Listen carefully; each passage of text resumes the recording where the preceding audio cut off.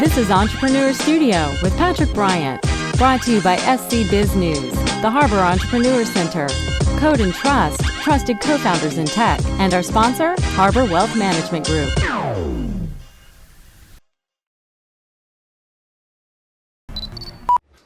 Today I am here with Mark Richards, one of my good friends in life. We were in a forum for years together, and I love him to death. He's so impressive as an entrepreneur. Tell us about your first startup. Yeah, the very first startup, this is going back to 1990, August of 1990.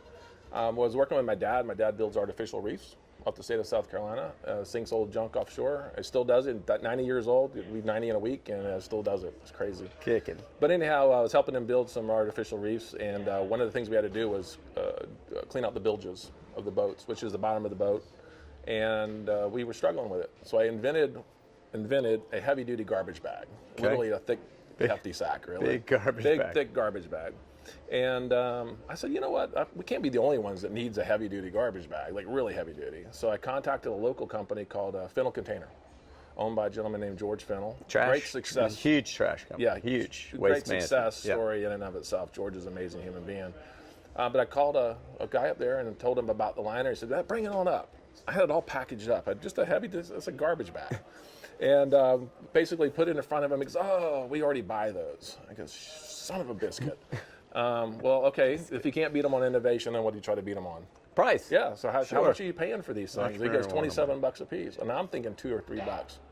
Now I'm a philosophy major, so my math skills aren't great, but there's a spread between $3 and $27.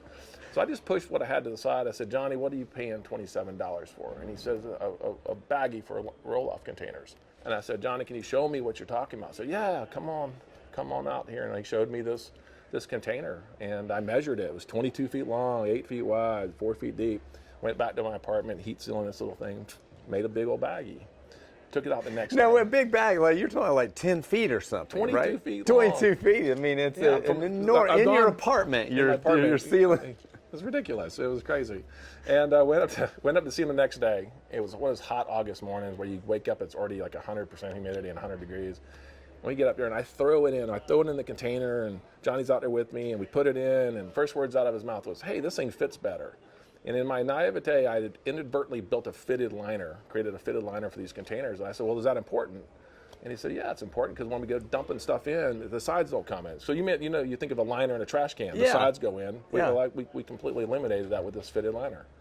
And I said, well, would you like to buy some? He says, I'll take 100. He goes, how much are they? I said, they're $26.50 a piece. $26.50. And that's how I started. That's phenomenal. And then you grow this company into you sold a lot of container liners. Yeah, we sold a ton of them.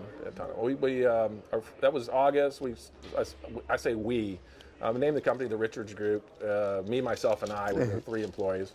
Ran an ad in a national publication called The Hauler, a trade publication. Got 32 responses from a $500 ad, and that's how we got started. That's phenomenal. Yep. So what do you tell a young entrepreneur in that situation that they should be doing to start a company? The number one thing you do is get in front of a customer as fast as possible. Somebody who can write you a check, you get in front of them with the minimal viable product is what they call it in the lean startup parlance. MVP, yeah. But I think it's a minimal viable conversation. What's the least amount of something you can take to somebody to have a conversation with somebody who can buy what you need, because they're not necessarily going to buy what you think they want, but by doing some of that conversation, being empathetic, you're going to learn something about what they really need. Minimum viable conversation. Unbelievable. Good stuff. Thanks, Mark, for sharing it.